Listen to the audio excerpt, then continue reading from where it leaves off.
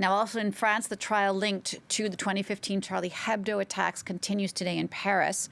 14 people are being judged linked to those attacks at the satirical magazine, but also in the Parisian suburb of Montrouge and at a kosher supermarket. 17 people were killed in that violence that came 10 months before the Bataclan attacks in Paris.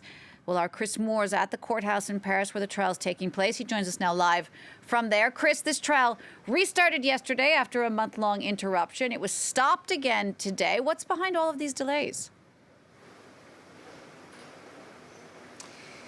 Well, it is, of course, a trial taking place during the COVID pandemic. A number of cases associated with this trial, including the man who was emerged as the main defendant, Ali Riza Pola.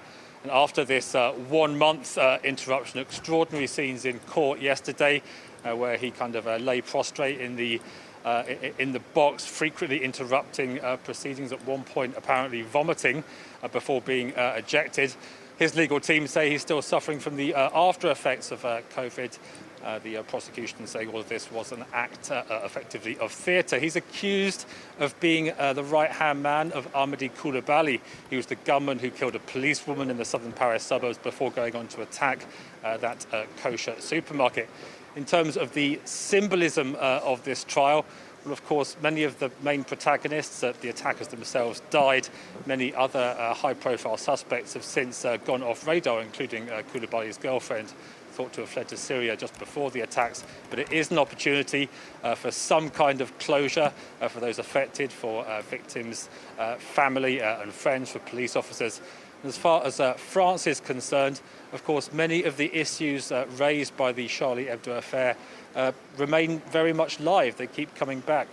We've had recently, of course, the murder of Samuel Paty, the teacher who was killed after apparently an online hate campaign, after he shows images of the Prophet Muhammad to his class as part of a lesson about freedom of speech.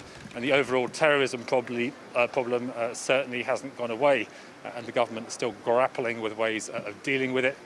Associated with that, for example, we have Emmanuel Macron's plan to address what he calls Islamist separatism in France. There have been a slew of smaller scale attacks since what we saw in 2015 and 2016.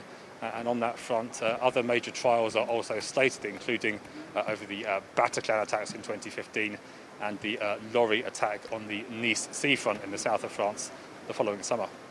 Chris, thank you for that. France 24's Chris Moore. Meanwhile, France